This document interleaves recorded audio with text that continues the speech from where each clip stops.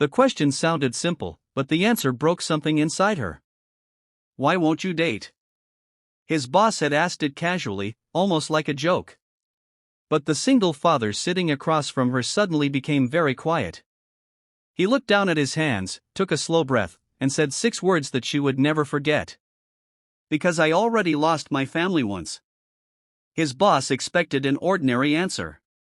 She expected him to laugh, maybe make a joke, or say he was too busy. She never expected to see tears in the eyes of the strongest man she knew. And she certainly never imagined that his answer would force her to look at her own lonely heart. Before we begin this touching story, please take a moment to like this video, subscribe to the channel, and leave a comment telling us where you are watching from. Your support helps us bring you more stories about kindness, hope, and the power of a good heart. David was 38 years old and had learned how quickly life could change. 5 years earlier, he had been a husband, a father, and a man who believed his life was finally complete. He had a small house in a quiet neighborhood, a steady job, and a little daughter named Lily who laughed at almost everything. Then, one rainy evening, his wife left. There was no dramatic fight. No shouting. No broken dishes. She simply said she was tired of the life they had built together. I need something different, she told him. David had begged her to stay. He had asked if they could fix things. He had promised to work less, listen more, and become a better husband. But sometimes, no matter how much one person wants to save a relationship, one person cannot do it alone. His wife left, and David became a single father. The hardest part was not losing his marriage. It was watching Lily stand at the window every evening, waiting for her mother to come home. She will visit soon, Daddy, David would say. But months passed. Then years. The visits became rare. Eventually, Lily stopped asking. David never spoke badly about her mother. He refused to fill his daughter's heart with anger. Whenever Lily asked why her mother had left, David gave the same answer. Sometimes adults make choices that children cannot understand. But none of it is your fault. David worked during the day as a maintenance supervisor at a large hotel. He fixed broken machines, repaired pipes, checked electrical systems, and helped anyone who needed a hand. His boss was a woman named Emily Carter. Emily was 40 years old, successful, intelligent, and respected by everyone around her. She owned the hotel and had built the business from the ground up. People often looked at Emily and saw a woman who had everything. Money. Power. A beautiful home. A successful career. But nobody saw the quiet apartment she returned to every night. Nobody saw the empty chair across from her at dinner. Nobody knew that, despite all her success, Emily often felt completely alone. David was different from most employees. He never tried to impress Emily. He never asked for special treatment. He never complained about his problems. If another employee was sick, David quietly covered their shift. If someone could not afford lunch, he shared his food. If an elderly guest struggled with heavy luggage, David carried it upstairs without being asked. Emily noticed these things. One cold winter morning, she arrived at the hotel early and found David standing outside in the parking lot. He was holding a pair of gloves. An elderly security guard stood nearby, shivering. David handed him the gloves. "Take these," David said. The guard shook his head. "No, son. You'll need them." David smiled. "I have another pair at home." Emily knew that was not true. She had seen David arrive that morning without gloves. Later that day, she asked him about it. David simply shrugged. "He needed them more than I did."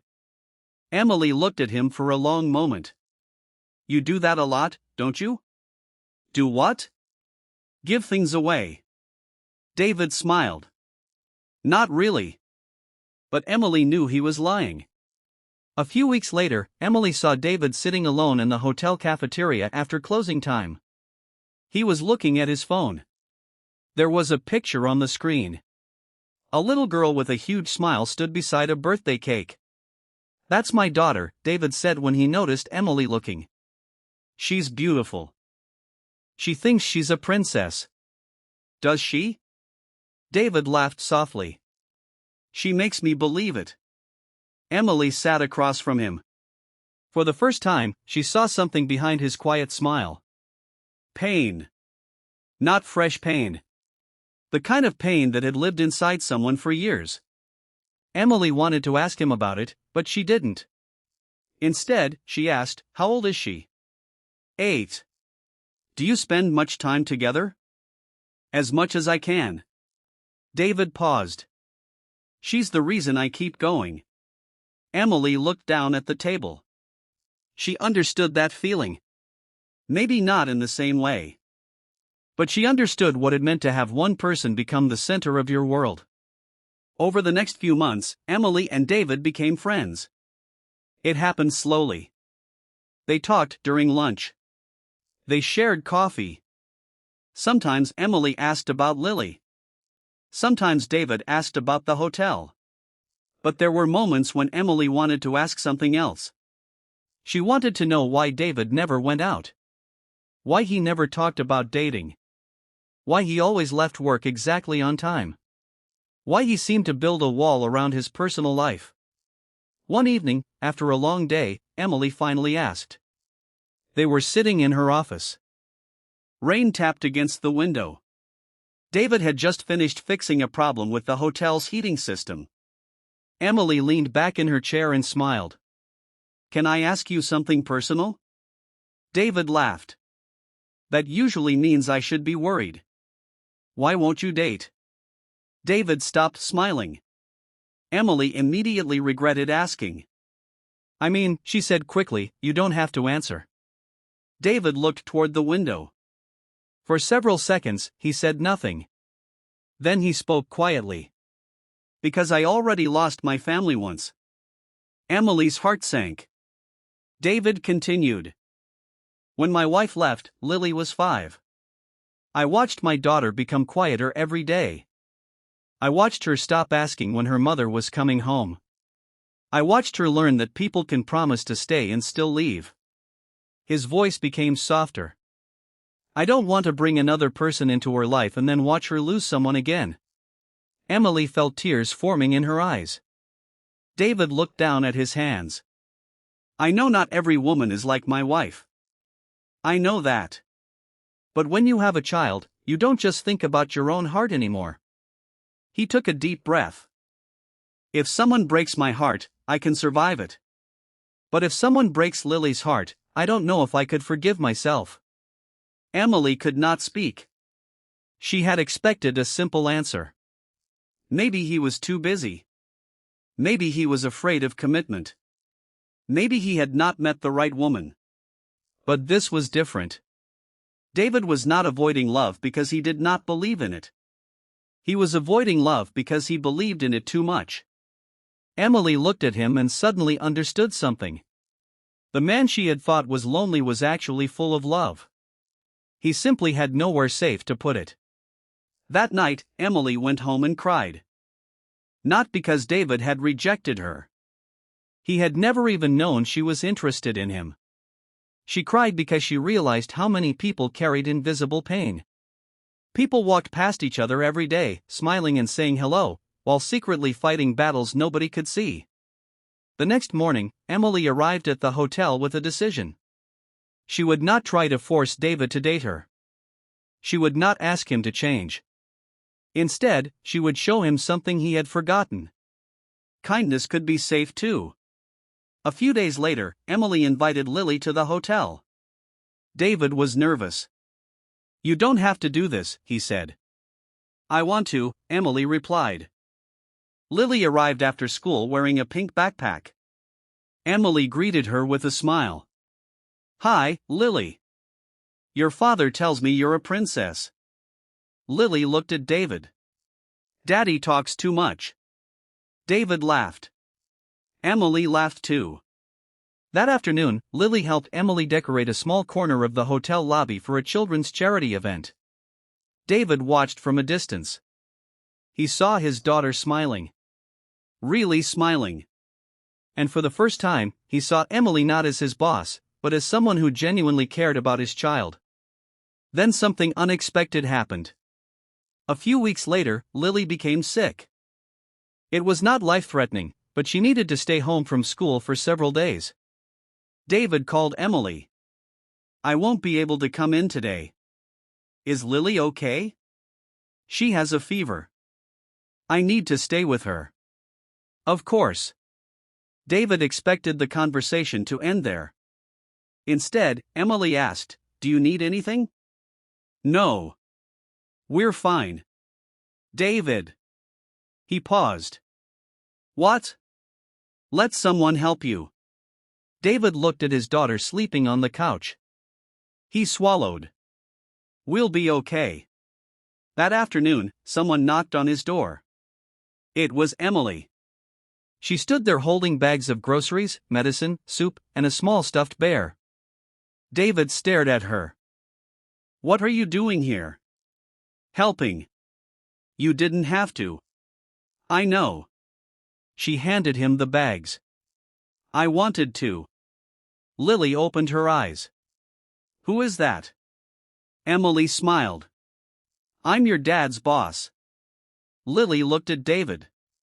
"Your boss came to our house?" David smiled. "She did." Emily lifted the stuffed bear. "And I brought you a new friend." Lily smiled. "What's his name?" Emily thought for a moment. "David Jr." Lily laughed. David laughed too. For the first time in years, his home felt warm. Not because of the heater. Because someone had entered his life without demanding anything in return. Days passed.